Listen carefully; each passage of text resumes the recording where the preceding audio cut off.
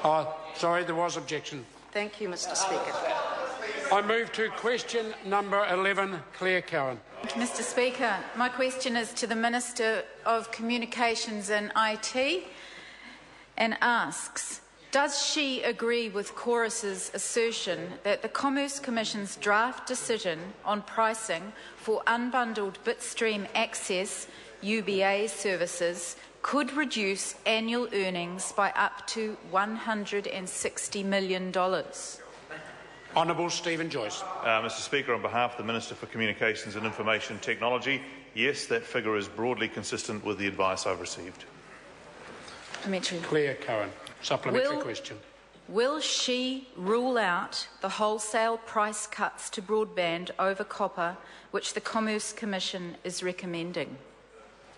Honourable Stephen Joyce.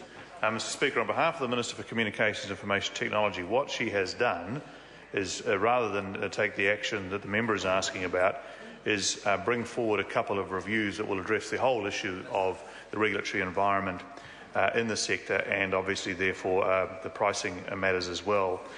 Those are the TSO review, which was planned for around this time, and also the review of the wider legislative and regulatory framework, which was due to start at some point over the next few years, and she's done that to create further certainty in the telecommunications sector.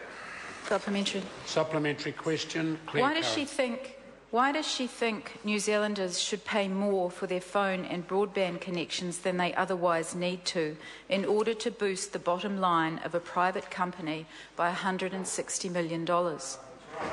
Honourable Stephen Joyce. Mr. Speaker, well, on behalf of the Minister of Communications and Information Technology, I think that member is characterising in a way that doesn't actually relate to reality.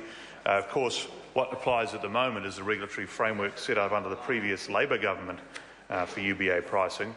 The draft decision by the Commerce Commission would have applied, if it was taken through to its conclusion, from 2 years hence. And what the Minister has decided, in light of the draft determination, to bring forward the other two reviews that were due to happen and actually resolve all matters at once to get the regulatory certainty as we proceed into the very exciting fibre network technology that the government has endorsed and invested in.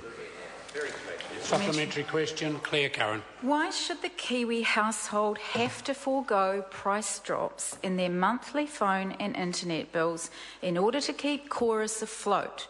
If Chorus can't do the job under its current contract within the very regulatory and legal environment developed by her predecessor, Stephen Joyce, 2 years ago, then shouldn't she be asking whether it's up to the job?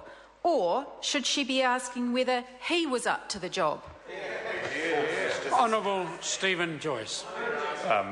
Mr. Speaker, on behalf of the Minister of Communications and Information Technology, I think the Minister would choose to answer the last of those legs of the question and say, of course he was up to the job. Question number 12, Julie Ann Genter. Thank you, Mr. Speaker. My question is to the Minister of Finance and asks, would he support budget